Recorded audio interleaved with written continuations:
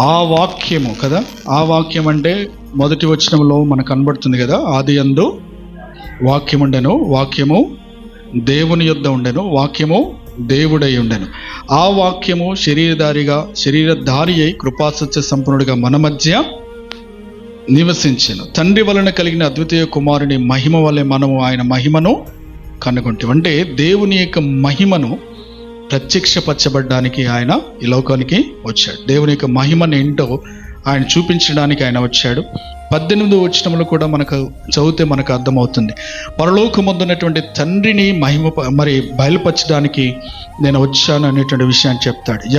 ఎవడును ఎప్పుడైనను దేవుని చూడలేదు, తండ్రి రొమ్ముననున్న అద్వితీయ కుమారుడే ఆయనను బయలుపరిచాడు. ఎవరిని బయలుపరిచారు చెప్పండి? పరలోకమందున్నటువంటి తండ్రిని బయలుపరిచాడు.